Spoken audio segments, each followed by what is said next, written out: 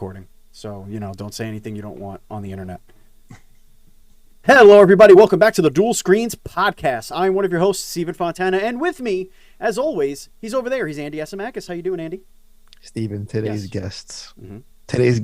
guest has an origin story that I'm very excited to share. Oh, my. This isn't like, let me DM you on Twitter, let me harass you on Discord, let me look for your email on LinkedIn or your press kit on your social media. This is like, this has tried and true real origin story. Okay.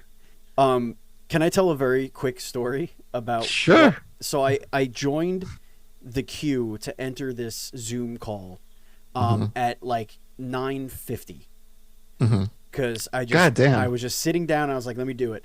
And so I pulled up the doc and I was like, let's get the marbles out of your mouth. So I start doing the intro. I'm like, okay, I was doing the introduction. And then for some reason in my brain, the phrase, "What's going on, nerds and turds?" came into my head. And there was, if you didn't open this call, like for 60 more seconds, it would have found its way to my tongue during intros. It was dangerously close, Andy. It sounds like a future shirt, is what I'm hearing in my noggin. Turds? My noggin. Joining us this week, speaking of... we have a fellow nerd joining some turds. I was like, let me pick which word very, very, very, very carefully. We have Josh Forde, the developer of External Exodus, an SNES-inspired RPG that is Pokemon and Shin Megami Tensei meets Final Fantasy. Josh, welcome, finally, to the Dual Screens podcast. How are you? Great, thank you guys for having me. This is going to be wonderful, and I can't wait to hear this origin story. I figure that's where we're going to start, Andy. Is that true? We have to. Well, first of all, Josh, that is it's like the most appropriate description of a game once you play it. I was like, he's just throwing names out there. He's like, and it's also Earthbound, and no, it's exactly what he says it is. Right. So here's the origin. It's a great the origin of Josh. Yes. Josh and Dual Screens. Many moons ago, almost a year ago, I was bothering another indie developer on Discord to come on the show. I'm shocked. Okay? As I do always, every day of the week. And, we had some back and forth, and they were like, and they shall be nameless to protect the innocent. Protecting the innocent, gotcha. As it were. And they were like, oh, it sounds great, but we don't do interviews. Oh, I remember this. We just don't do that. Yeah. Okay. And I was like, fair enough. Maybe you're a little gun shy. Maybe that's a lie. And I know what the true reaction was. I know you like to keep this all right, maybe it's like an in-house thing where we like to be private, just put our game out there and not do the whole press media thing. Right. I was like, okay, fair enough. But the game has it has online presence, it has a following. So I'm like, how do you not do an interview to promote your game? Okay. So a quick Google search and I found scores of interviews. Scores. And I was like, was I just played? Interesting. Is that what just happened? So I guess it was just blood pounding in my ears. all I saw was red. I was like, you know what? I'm gonna call this bitch out. I was like, listen, boom, here's the link. Explain. And they're like, oh, well, that was then. We don't do them now. Oh, I see. Yeah. As per this conversation. So I was so mad. I took to Twitter and I was like, don't you love it when you ask a dev to come on your show and they're like, oh yeah, we don't do that. And then it's like, but you do. Clearly for other people. And then Josh was like, that's fucked up. I got a game. I'd love to come on your show sometime. And I was like, that's cool, man. I like that. New friend, awesome. Then time went on. And I was like, I can't be a dick and forget about Josh. It's like a year has gone by. I'm like, listen, dude, I still know you're here. I know you exist. And now he's here among us at last on the Dual Screens podcast. Speaking of here, This is the Dual Screens Podcast, the internet's #1 indie developer interview podcast, hosted by people you've never heard of, although 1,000 of you may have heard of us now, because we have finally hit 1,000 subscribers on YouTube. Can we get a round of applause? We did it. Nice. We did it, guys. We did it, guys. I don't know when this is going live. We could be at 10,000 by now. Right. But either way, as of recording today, we're at 10,000 subscribers. We did it, guys. We did it. But we want to thank everybody for that. We love you very much. The show posts each and every week on your podcast service of choice, including our host Podbean, and of course on said YouTube channel, youtube.com/DualScreensTV. If you want to support us with your hard-earned dollars and get all sorts of bonus content, including getting VIP Discord access. That's right. We have a secret Discord only for our Patreon and for our former guests. So please, please, please consider joining us on Patreon, patreon.com/NDS podcast. And we want to take a quick time out to thank our Patreon producers, Colton the Apprentice Nestler and FNH Paul. That's right. They are our Patreon producers. And if you're interested in producing a podcast, that's literally what it is. You produce our content, meaning we loop you in on meetings, content ideas. We get your ideas for stuff. It's really a cool thing to do. We've had a couple come and go, and they've all loved their experience. You also get a one-time grab bag kind of package sent to your house for personally picked from all of the Dual Screens hosts, sent to your house as a thank you, as a one-time gift. That being said, let's dive right into the show. We now know the origin story of Josh Forde. We now know that his name is Forde. So if you were reading it and you thought it was Ford or Forde, like I did, you're wrong. It's Forde. Andy, take us into our lead-off question of the show. You handsome. Oh my God. I feel like I just want to let Josh go and just want to rev him up, just pull the ripcord. Explain. Like I want to ask initially, like, what is the career trajectory for a blacksmith to a demon summoner? What does that look like? It's a pretty natural progression, you know. It's, once you hit that top level, they're just like, boom, here you go. Yeah, I was trying to like figure out like how that one goes to the other, how that works. Like, you know, it's like Steven going to like plastic surgery. Whoa! I'm smart. I can do things. You're really good at doing. I have very steady hands, though. You're really good at contracts and bids, Steven. Can you operate in this guy's Definitely tumor? Not contracts, but yes. Reading is hard, Andy. So yeah, Josh. All kidding aside, what is this beautiful little RPG that you're creating as we speak? Eternal Exodus is a game I started back in 2019. I was waiting for Shin Megami Tensei 5 to come out for years. I was like, oh man, this is never coming out. Just make my own. So as one does. I love it. Yeah. So then the idea kind of gradually grew from there. You know, I said, well, let's mix it up a little bit, add some stuff that's not in Shin Megami Tensei. You know, add some crafting. Weapon and armor systems to go with that. So you have a little bit more customization in that regard. You know, you're not just catching the demons and fusing them together and passing on skills. That's stuff you do in Shin Megami Tensei. But also, you're collecting ingredients as you go along and crafting weapons and armor, leveling up your crafting level as you go along. You know, if you that's something you want to focus on, then you can grind up those levels and say, oh, I have like a level 2 demon, but this crazy endgame sword already, stuff like that. So yeah, it's kind of like that's kind of how the gameplay is set up. Story wise, I tried to go with something more like a Final Fantasy game would have. A lot of these monster catching games are kind of like a bread and butter basic go save the world type of thing, or become the top gym leader or something like that with Pokemon. But with this one, I wanted a more traditional JRPG story. You have a party of NPCs following you around and stuff like that. So there's more opportunity for things to escalate and inner character relationships and how everything interacts. All the characters interact with each other and then with the world and stuff like that. Did just a quick aside, did Shin Megami Tensei 5 live up to your expectations when it finally was released? Oh man, I got so frustrated with that, not because of the game, but because my Switch is all glitchy. Oh wow.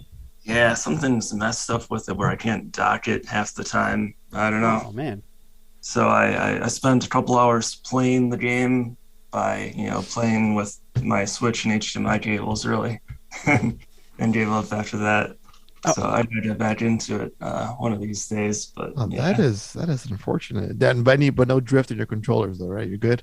Or do you have drift and this issue? Oh no, I've got that too. Ah, fuck. Oh come on. Worst of both worlds. It's the Nintendo Switch. You're gonna have drift. I took a shot. Maybe he was only half cursed. Josh, I want to talk a little bit about the monster taming, and the reason is that we've had guests on this show that are really passionate about the breeding aspect of monster taming and how it's been lacking in the genre in its creativity and its openness. And we've had games come on that are talk about like infinite permutations and et cetera, et cetera.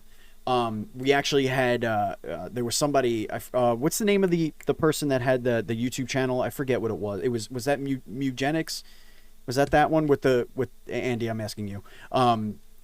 With the randomized like monster combining. I mean, Mugenics is the Ed McMillan Phantom game that's been in development for a bajillion years. I'm sorry, I just read something about that, like the title, so that might just be in my head. But whatever. Anyway, it's a very, very passionate group of players and now developers. Can you tell us why you kind of went in that direction? Are you one of those? What do you think is lacking in that, and what does your game try and achieve with the breeding and the monster taming? Well, for me specifically, I wanted, at least compared to like Pokemon, Shin Megami Tensei does this as well, but the fusion aspect is a huge draw. You're not just fusing two demons together to get a new, more powerful species, but you're also doing it to have more options for customization. And what I mean by that is skills are passed down. You have spells and passive skills as well. So when you fuse two demons together, you get to choose up to a certain number of skills passed down to the resultant monster. And the number depends on how much you've trained each demon. So like if you just caught one and you just caught the other one as well, and you fuse them together, you can pass down 2 skills to the recipient. But if you've spent some time training them, you've leveled each of them up at least twice, then you can pass down 6 skills, or was it 4 or 6? I can't remember. But anyway, that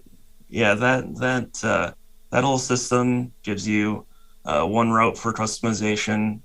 You can say, well, this demon species has a weakness in one sense. It's weak maybe to a specific element, or it's weak just because it has like a really low accuracy rate or something like that. So there are passive skills you can get that'll nullify those weaknesses to elements, or that'll give it perfect accuracy all the time. So you're kind of on the lookout for demons that are really strong in one area but really weak in another, and you can say, well, I'm going to patch up that weakness and customize my demon that way so that it's like this ultimate killing machine.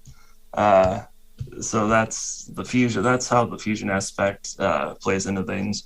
And like I mentioned earlier, the crafting system adds another layer of customization and complexity onto that as well. The weapons and armor have different attributes beyond just the pure strength and defense of them. There's stuff like changing the element of your attack, or giving you defense against a specific element, or one item like the heavy axe you can get by crafting pretty early in the game that has really high attack power compared to what everything else you can get at that level is, but has a really low accuracy rate. So that's you can pair that up with, like I mentioned, that passive skill that makes your aim never miss, stuff like that. lots of different avenues of customization. Josh, do you worry that when you're passing on these skills, you have something that's stronger and something in weak in one area, you have another one that, are you worried that like everybody's gonna be making like the same perfect team? Sometimes, there's a couple of ways I think about that. To reference Shin Megami Tensei again, compared to other series like Pokemon, Shin Megami Tensei is kind of unique, and this game with similar mechanics kind of follows the same suit in that you don't ever really get too attached to one monster in your party for long. You might fuse this crazy powerful demon and then keep him in your party for about an hour or two of gameplay, and then he's obsolete. It's time to fuse him into something else. There's not that long-term attachment to your party, so your party's constantly... That's how I feel.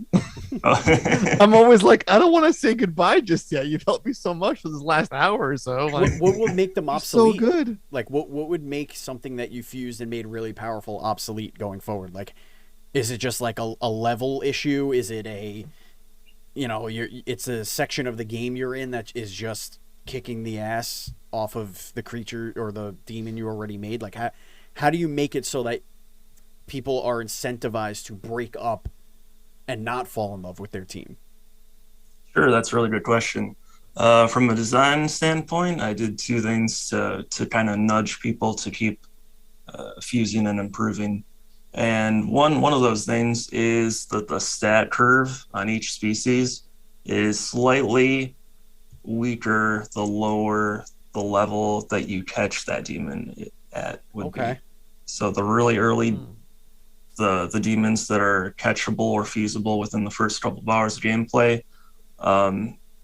if you level them up to level 50, they're going to be stat-wise a little bit weaker than a demon that you would catch at level 50. So interesting. Okay. That's one aspect of it.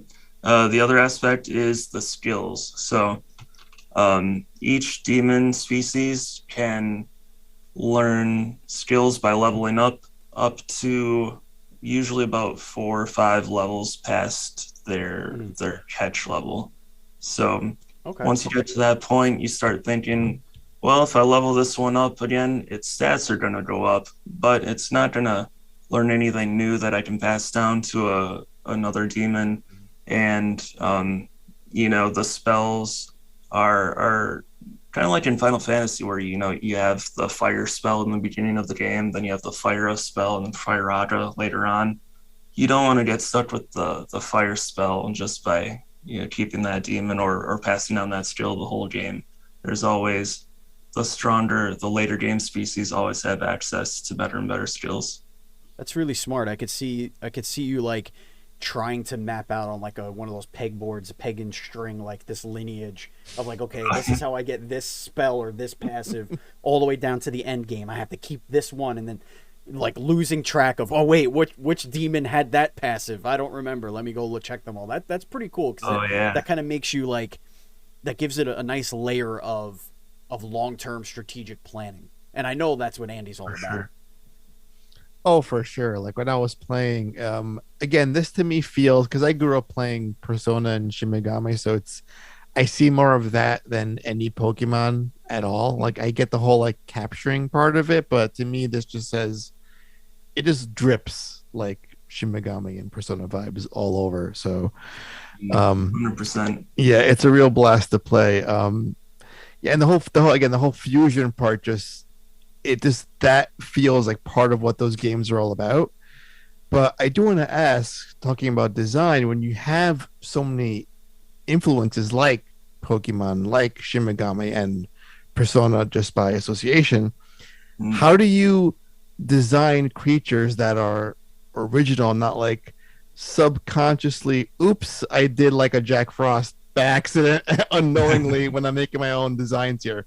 How do you keep your own designs original and fresh and fun looking when you're making these demons? Well, really good question. there's actually sort of a theme, at least to most of the demon. Well, I guess especially the mid and later game demons. It kind of ties into the story. So most of the demons that you encounter throughout the game are going to be like mythological or fairy tale type of creatures, and that's really intentional. The reason behind that is inside of the game's lore. For anybody not familiar with the game story, the setting is that it takes place in the afterlife. People die and then they wake up and they're like, oh man, I'm still alive, but now it's a totally different world full of demons to catch. I was gonna say, yeah, I would definitely wake up and be like, oh man. Then there was shit. Oh, man. My dream of becoming a blacksmith. Great, demons are here. True. Why am I blacksmithing in hell? It's just the weirdest Can I thing ask ever. you a question, Andy? Wouldn't you want a blacksmith in hell? What are my options? I don't know, but something about forging steel in the fires of hell sounds really cool to me. I think I'm doing worse shit in hell, dude. For how I lived on Earth, I don't know. We never said what we would do with this steel. I don't know. What they have me doing. Well, yeah, the whole fairy tale and mythological connection, kind of as the game. I guess this is more like a mid-game semi-spoiler, like a light spoiler. Uh-oh. But it turns out that there's a connection between the living world and this afterlife world. Okay.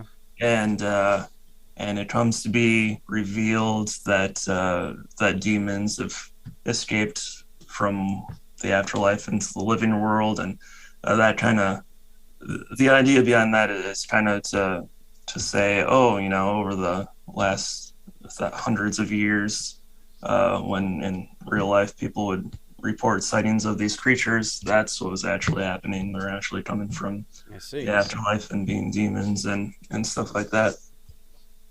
Possums, Andy. That's where possums came from.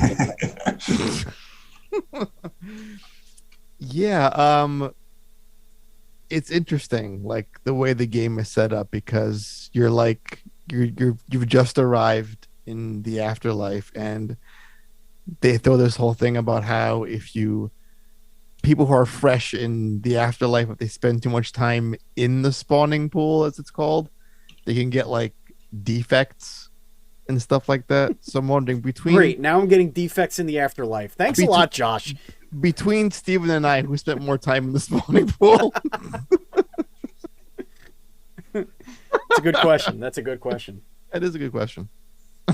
I would be swimming in that pool. I would be backstrokes. I'd be like, I don't want any part to do with any of that. So I will come out of that thing with like 4 mouths and no anus. Like something terrible would happen.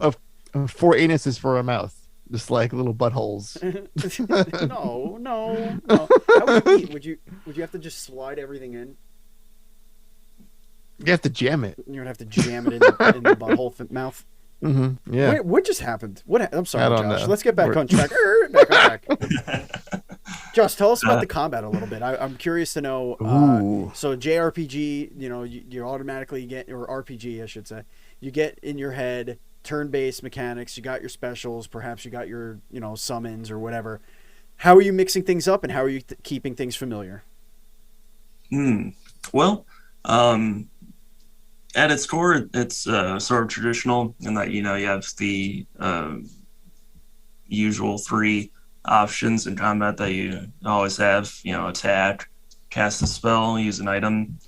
I suppose the what makes it a little bit different is really in the spells. A lot of the emphasis is creating your demons through fusion and getting that perfect matchup of spells. So those really shine in the combat. You're using spells that have special, more unique effects, and then also the passive skills turn the tide of combat quite a bit as well, because you have things like I mentioned, the perfect accuracy, or there's another passive skill that makes your physical attacks, hit all enemies at once at the cost of doing slightly reduced damage.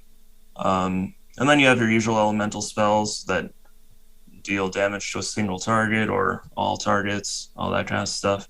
So, yeah, the uniqueness of one battle from in one player's playthrough to another player's playthrough, it's going to depend a lot on which skills they chose, especially the passive skills.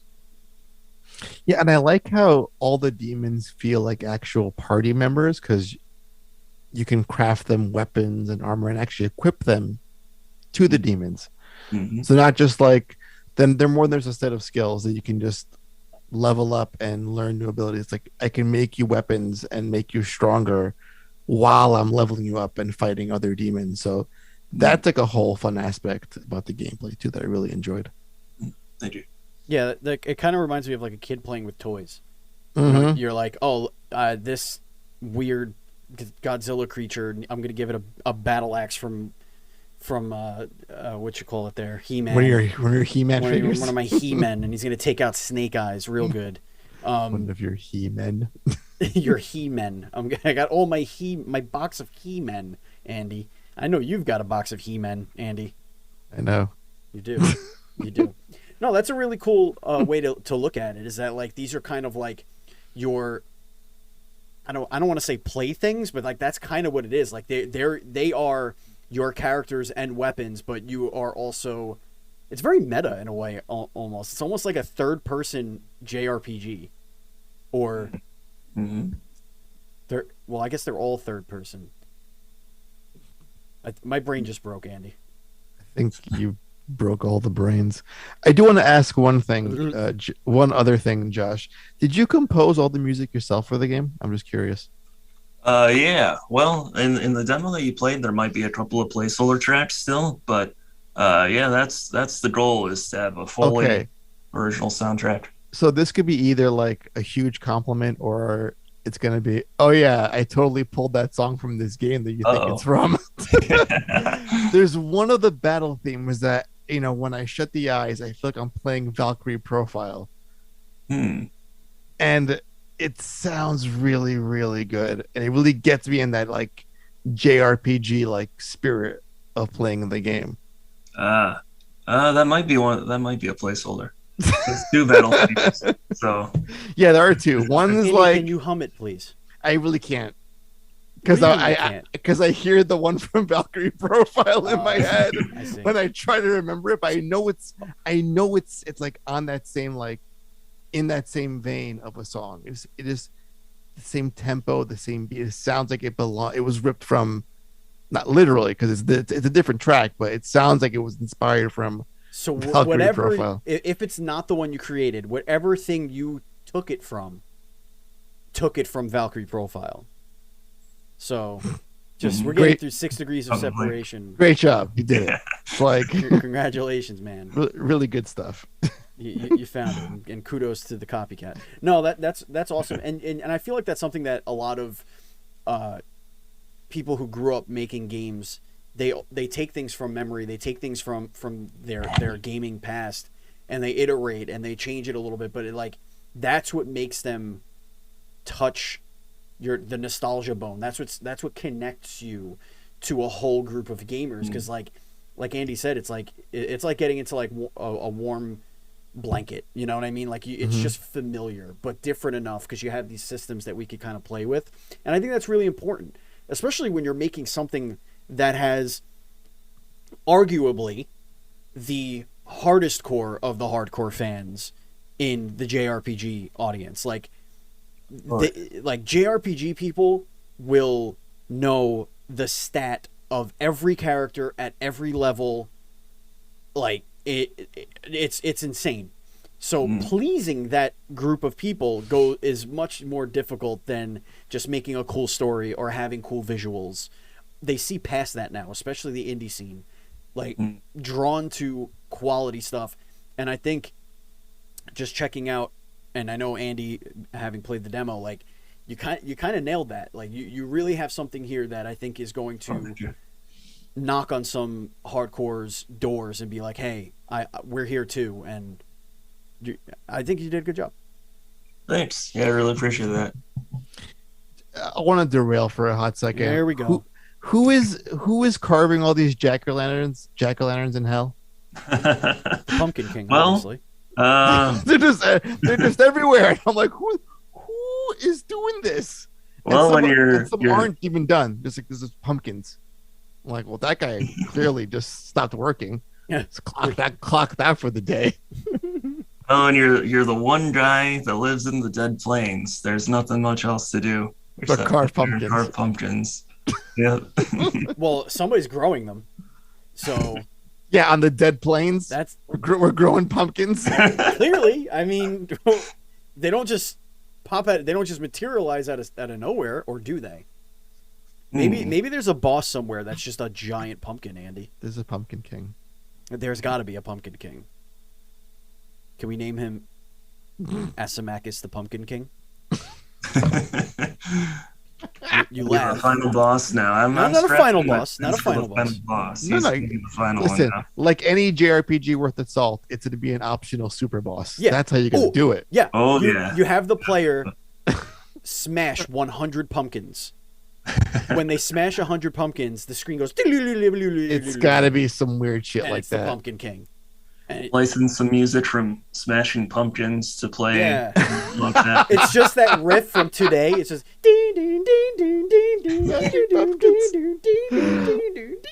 and it's just Andy the Andreas Asimakis the Pumpkin King. It's gonna be like a reverse Cactuar. Like instead of like 1,000 needles, it's like 1 HP of damage. It's like a weak, super weak boss. 1 needle. It gives you the worst reward. 1 bit of like pumpkin meat. Or like Vine Whip. It just slowly starts to. You just have to last in battle, and it just starts to just rot, and it just collapses in on itself like a jack-o'-lantern. The flame goes out. It's just like I didn't even do anything. You didn't have to. Oh my! You didn't have to. You just had to outlast it. That's all you had to do. Is keep your party alive while it's hitting you with 1 HP damage. See, for an this hour. is like. We get to know about the game and we get to improve the game. And now you know why we haven't made a game yet. It's not because it's infinitely difficult. Not at all. It's because we have ideas like that. Right. Oh man. I will make one real suggestion though, Josh. Oh, a suggestion here. And I'm not even sure if your current build has this or not, but pixel font. I know they're out there. Man. Just do it. I'm sure you've heard it before. The game actually used to have a pixel font. I've had mixed opinions on the Discord. Yeah. So they like the big regular ass font that's like not at all pixelated, just like in your face. Yeah. There was I think I might have done a poll or else I just asked people in the Discord. I can't remember, but it was it was leaning toward the regular font. And personally, that's what I like more too. Is it's just the regular font that might not be the popular opinion here. But... Shut me right the fuck up, right quick. Yeah, a lot of people love pixel fonts, though. Maybe I don't know. I just feel like it goes with the aesthetic. It's like pixel. You got sprites, and you got pixel font. They seem to go well together. You know what it is, Andy. I think it's because like some of the menus in a lot of modern games are very, very high res, and just putting that with the pixel background just seems weird sometimes. You can high res it up. You have to be able to read the shit. Like there are some terrible pixel fonts. Just having the option to turn them on and off, you know what I mean? I'd say choose a bad one. Choose the shittiest pixel font out there and put it in your game. That's my suggestion. Well, now that's a whole new workshop that Josh would have to do. But then again, to Josh's point, like I feel, yes, because it's sprites, yes, but there's also hand-drawn demons. So I guess that also is happening too. And I'm just like, make it all sprites. No. Do the whole game with sprites. Way too much work, Andy. You know that. You know that. Serious question. That wasn't as if question. All the ones before weren't serious. Okay. Like us discussing being a blacksmith in hell or Pumpkin King was a serious suggestion. Right. What's it like? What have you learned? Because I know that you did a Kickstarter that didn't go. It got very close to reaching its goal, and it didn't. what have you learned since then, and how have you taken those lessons to improve your game, your strategy, and the overall development of Eternal Exodus? Well, the Kickstarter, I think there were a couple of problems with why it didn't quite reach its goal. The first one was just the way that I set up the page initially was night and day different by the time that the Kickstarter campaign ended. Really? What I wanted to do initially was just get the Kickstarter out there. I was kind of in a rush to do it. I had delayed it a couple of times before, and I was like, well, no, I'm going to set a date out there and announce it and actually make it happen. The initial launch date, which I suppose is when most people are looking at it, at least from Kickstarter itself, when they're promoting earlier new projects and stuff like that. It was, I didn't have, I can't remember exactly what it looked like or anything, but I know that the level of polish wasn't quite there, and a lot of the information that I added later on wasn't there. Like the cast of characters, for example, is something I added really toward the end. The Kickstarter page launched in a pretty bad state overall. And then I think the other aspect of it is just having like a large social media following before launching. When I launched the Kickstarter, it was, I think on Twitter I had like 200 followers or something like that, and now it's a little over 300. So that's not a whole lot of people to announce the news to. Right. But still, you came so close though with that few followers on Twitter. So I think that speaks to how well the game itself, at least from a conceptual perspective, like what you're putting out there, had appeal to a lot of people, that they gave you a healthy amount of money, which is, encouraging for future attempts at a Kickstarter or, wherever you go with this in the future. Is that part of the plan to try that again, or just head down, get it done, then just release it on Steam when the time comes? I'm leaning more toward doing the Kickstarter again. There's a couple things I want to fund that I can't. Yeah, I funded all the game out of pocket so far, but there's a couple things I'd like to fund, more languages translated into, and so that it can have a larger audience overall. And speaking of which, a feature excuse me, a feature I haven't really promoted that much. That's kind of interesting. That people might find interesting is that you can actually play the game in 2 languages at once. So what'll happen there, if you go into the settings menu and choose language 1 and then language 2, you'll see in all the cutscenes and all the dialogue, you'll see the message displayed in one language, and then at the bottom in tinier text will be the second language, sort of a translation of the first one. And the reason I put that in there is for people who want to learn a second language, and say you've been learning Japanese and you want to play a game in Japanese to practice, but you're not confident enough in your reading ability yet, you can set Japanese as the first language and then English as the second. And then anytime that you don't really know what it's saying, you can peek down at the tiny text and say, oh, that's what that word is. So it's a little bit of a language learning tool in addition to a game. Wow. Is it a game? Is it Rosetta Stone? Who the hell knows? Why not both? A bit of both. Yeah.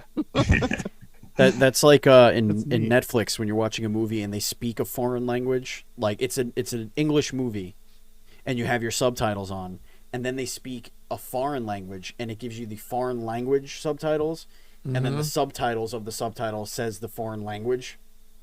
Or sometimes like no subtitles at all. It's like is it broken? It's a bag of hold. It's a bag of holding inside a bag of holding. It just breaks the game. No, that's a really cool feature. Like, I dig that. I guess you could do that. You could have like an infinite permutation. See, now you're fusing languages. You just can't get away from the fusing. That's what the problem is. There's a theme. Fusion all the way down. Fusion all the way down. Well, Andy, do you have any other questions about the game before we move on to our rapid fire? No. Just make it because it's good. Oh, thanks. Yeah, I mean, we're looking forward to that Kickstarter. We don't know when that'll be, but if you do that, I imagine like maybe ports would be something that you would throw on there as goals to like so that you could port this thing to other platforms and et cetera, et cetera. It is coming to all the consoles no matter what.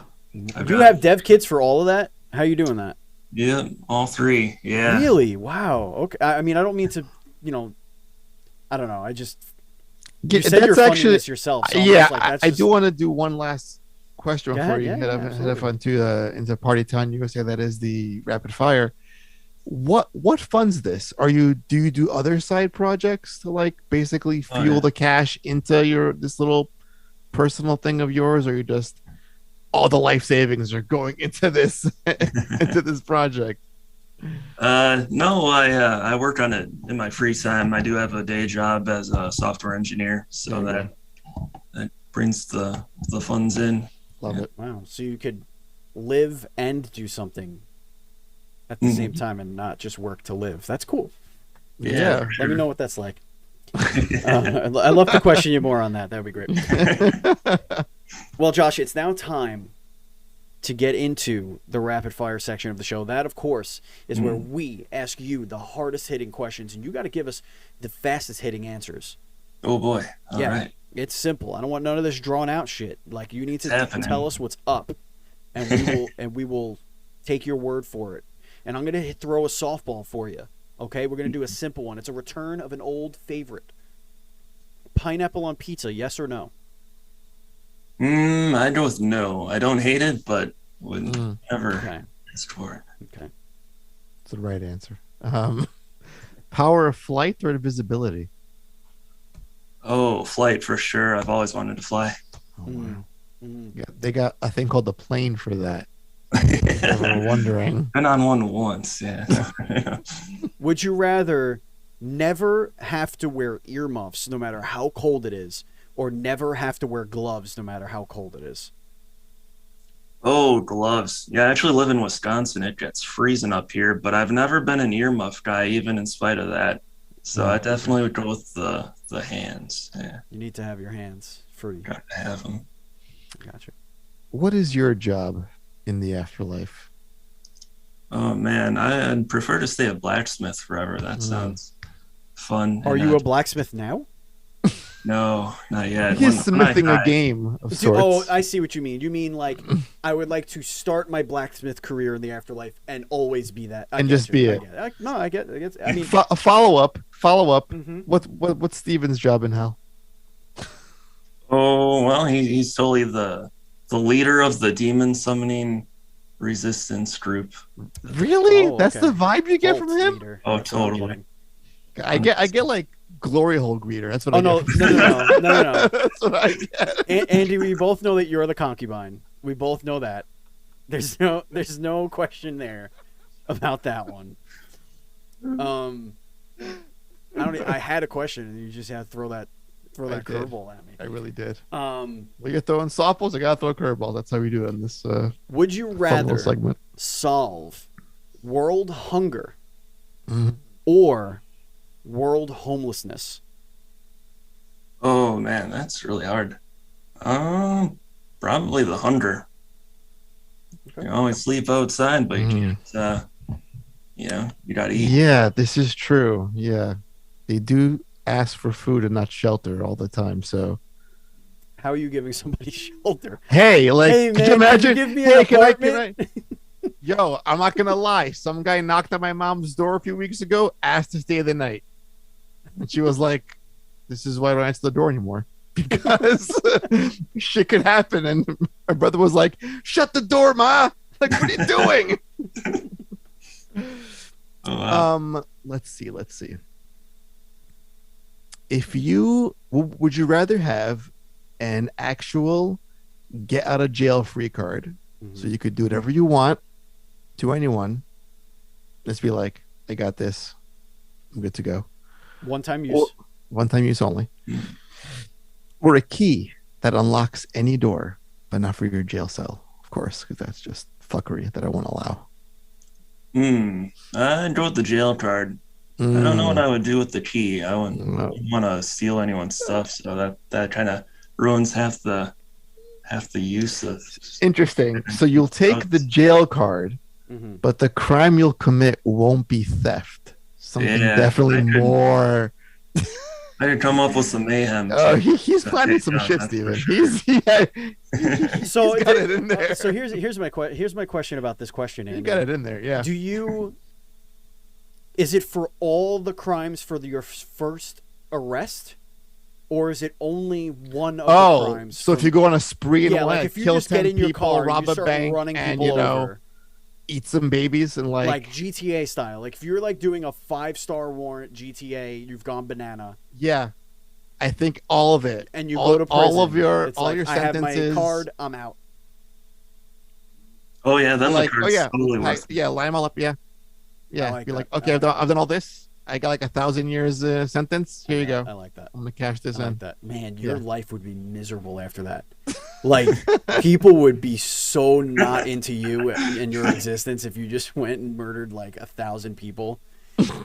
Man, that would be terrible. My life is the purge every single day.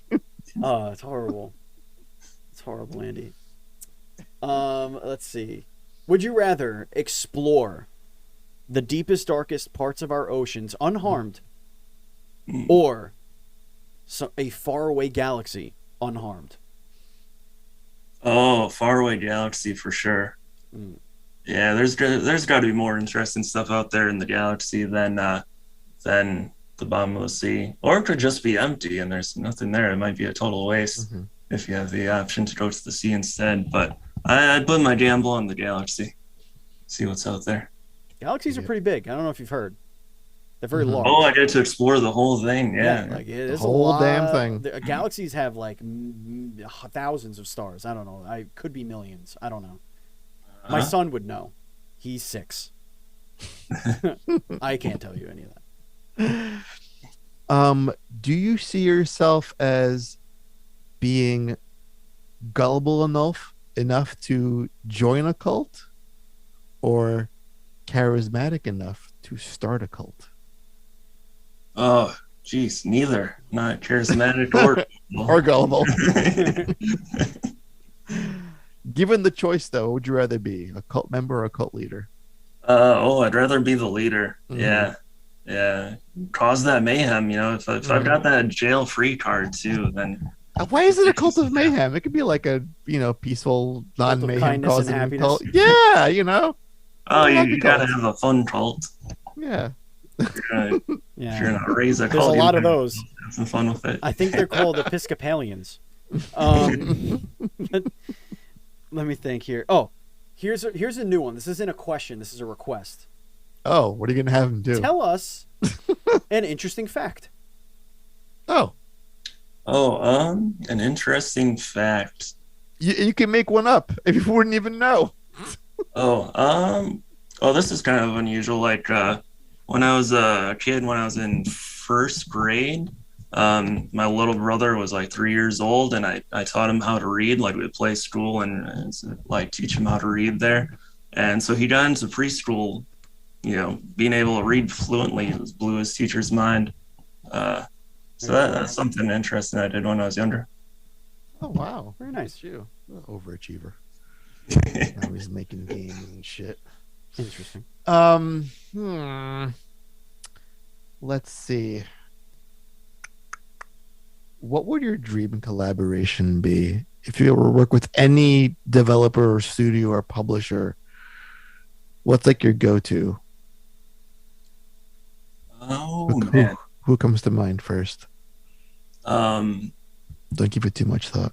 This guy, I can't remember. This name is escaping me. So, the guy who did the directed or did the story and stuff for Chrono Cross, favorite game of all time. He hell of a story. He's got a lot of great ideas. That game needs more love, more than the shitty Miyazaki remake gave it. Does that sound right? I think that's the Elden Ring guy. I don't know. I don't know. I don't know That's anything like about that's anything. like there's like 20 prominent Miyazakis in Japanese anime or gaming. Whoa, so. Andy, that is very presumptuous. Okay, that is also very true. Presumptuous. There are no Italians named Fontana. None of them are Masons. And by that I mean actual bricklayers. I promise. They all are. Wow. They're all painters. So are you more a follow up? You lean more Chrono Cross than Chrono Trigger? Yeah, I love both of them, but Chrono Cross, novelty is a big thing for me. Yeah. Like if a game does something really original, like Chrono Cross, then that's extra bonus points in my book. I love it. It's a really good answer. Really great game too. Well, I think I know the answer to this. If you can make a sequel to any RPG, which sequel would you like to make? Boy. Oh, yeah, it's got to be Chrono Cross. People. Oh my God! Waiting for a new Chrono game for what are you calling it? Chrono what? Chrono Crisis. Chrono Crisis. That's way too easy. That's too cliche. Oh man, yeah. You can't use Crisis. Chrono you can't use Souls. You can't use Fantasy. Oh, I got one. I got one for you. It's Chrono Triggered.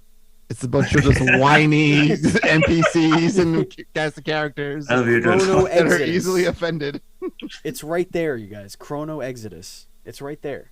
Yeah, there you go. It's right there. Actually, rolls right off the tongue. Right off the tongue. Chrono Exodus. I love it. I'm in. I'll buy it. Kickstart that. You fuck. I mean, if we can give Abe an Exodus, we can give. Can Chrono you do that? Exodus. Can you make a Chrono game? Like Chrono can't be trademarked. Oh no, there was. Like, does that mean time? Oh, yeah, I guess if you're not doing a sequel, it does to us Greeks. Like, couldn't you exactly what that word means? Chrono Exodus and just make it, but like, it doesn't have to have those characters, but you could be like a spiritual successor and just be like, no, this is the spiritual successor. They would come after his ass so fast. It's not like you're calling it Pokemon. Yeah, Square doesn't mess around. I remember. If you guys remember, it was like 5 years ago or so. I think there's that somebody just made a ROM hack of Chrono Trigger with an original. Oh my God, I have it. I have that ROM hack. Yes, I was all over that shit. You knew the second that went up was get pulled down. Right, I was like, I gotta get it. Gotta get it. Wait, what was the hack though? What did it do? Oh, I think it had like the word fire in the title. I forget what it was, but it was like an overhaul of like the story and abilities. It was like a complete like conversion of the game, and it felt brand new. And Square was like, "That's good. Get rid of it, please." Yeah, they took it down right before they were supposed to release it too, weren't they? Yeah. Like there were some. It was out there for a bit. Then it was shut down really fast. Oh. But then there was that fan sort of 3D remake of Chrono Trigger, so that was out there for a while. Man, Chrono Resurrection. Yes. Oh my God. That was shut down. Oh yeah. That looked really good. Fucking Square. See, that's just weird to me. Cowards. They can't own Chrono. There has to be a reason why they went after that. Like a legal reason. Like we know the obvious reason. That's they don't want their games associated with something they didn't make. But like if you don't explicitly associate that. But it was their stuff. It was like that's what I mean. Their like sprites, their characters. Yes, exactly. If you're ripping their assets and there was a literal ROM hack of their game. No, I meant the 3D one that you were talking about. Oh well, it was a remake of, or was it a sequel to Chrono Trigger? I think they were aiming for an actual remake of the exact Chrono Trigger game, but in 3D. But in 3D, can't do that without. Well, I don't know. Let's get a couple more questions here. Boo. Would you rather be able to travel instantly anywhere in the world, so instant teleportation, or travel instantly to any time? Oh shit! Past or present or futured. Oh man, I'm a big history guy. I would say the time one. Yeah. I've always wondered, what it would actually be like to live in certain time periods. You can read about it all you want, but the actual feel of being there and living an everyday life and all that stuff, and you can't really reproduce that in a book. It'd be really interesting to try that out. I have a unreasonable and unexplained I'm sure a therapist could get it out of me, but a trained therapist, like a 50-year therapist, Dr. Fraser Crane might be able to get it out of me. But I have a weird fear of not having access to indoor plumbing. Oh, geez. So I don't think the history thing's gonna work for me, man. I just don't think. Although one of the cool things is we're vaccinated for a lot of shit now. Like, what if you went back and was just like fucking Superman, and you're just like, Black Plague, nothing on me. I don't know if that's one of the things, but you could be like, nothing on me. I got this. Let's go. And people will look at you like you're a god or something. Yeah, I thought you were going to go in the other direction and say, oh, these diseases have been ancient for 500 years. We don't have the protection for anymore. Yeah, I think the plague would still get you, dude. I'm sure it will. I don't know my diseasal histories. Diseasal? That is a word. That sounds like a Pokemon. That is. I was just going to say. Diseasal. I think you just found the Pumpkin King's name. All right. I like that. That's good. Write that down. Boy. All right. Yeah, write that shit down. You go ahead, Josh. Write that down. Let's see. I'm writing it. Actually, not you, Andy. You can't make any games. Josh is the one that can make games. Well, there's your moment. You've got the first idea for your design document for a game. There you go. Diseasel the Pumpkin King. You got it. All you have to do is just last, then the game will just collapse on itself. It's an effort of futility. It's a dying star of a game. What I'm trying to think of a good one. This one I was like, what word best describes you when you're drunk? Or are you a drinker? Do you like to drink? Yeah, sometimes. All right. So occasional drinker. Okay, so it's been sometimes for a few hours in a row. What do you like? I don't know. I laugh a lot, joke around a lot. Mm-hmm. I've got a lot of relatives that are kind of like violent drunks, but that's never been me. Okay. Didn't need a trained therapist to get that out of you. Oh boy. All right. I'll ask one more, and then Andy, you will take us home with the ceremonial final question. You got it. All right. What is the dumbest way you've injured yourself? Oh man, playing volleyball in college, not like on a team or anything, just with my friends. Like I had one thumb over the other and hit the ball, and it was like, oh man, this is pretty painful. So the dumb part about that is I just kept playing as I'll just walk this off. Hit the ball again as oh man, this is really unbearable. Anyway, I went to the doctor like a day or two later, and yeah, I broke my thumb that way. Ow! Like yeah. All right. Like would you like split it and like how do you like crushed it? Like snapped it. The knuckle bone was fractured. Ooh. Yeah, or they thought it was fractured. I waited a couple of days before I went, and so they're like, "Well, we did an X-ray, and it looks like it was broken and is already healing." So okay. Wow, look at you! How lucky! I have one thumb that is slightly bigger than the other at the knuckle. We all have that. God, he's got like advanced reading level. He's got like X Factor. Like what's going? Jesus Christ! Yeah. All right, I'm gonna ask the last question here. Sure. But I'm going to reword it, make it more on theme, on point. Interesting. Yes. So, Josh, you approach the candle altar in your game. Mm-hmm. And you can only register either me or Steve. Which one do you pick? Oh no, I can't choose between you. I'd have to fuse you together into one. There it is. Yeah, there it is. And that's Diesel's origin story. Diesel's origin. And that, ladies and gentlemen, brings us to the end of the show. If you like what you are listening to or watching, please subscribe to the show, subscribe to the YouTube channel, leave a thumbs up, leave a comment, all that fun stuff. Share it with your friends. We've done close to 300 of these by this point, so there's plenty in the backlog for you to hang out and learn all about indie games, the indie games you've loved, that you've played already, that you fell in love with, or maybe some indie games that you've never heard of that or flew under your radar. Please consider spreading the love. If you want to follow us on social media, we're at duel_screens on Twitter. I'm at Batchild27. Andy is at PantsGuy. Our Facebook group is facebook.com/groups/DS podcasts. Our Twitch channel is twitch.tv/dual screen streams, And what tripped me up was that we are now doing 2 podcasts a week on that channel. We are doing crossplay as normal, which is now hosted by Taylor, aka It's Purger. And Andy and I and Matt, Missed Enough, have started Indies Nuts, which is all about the indie news and the hottest indie games and the upcoming indie games and all indie game chat.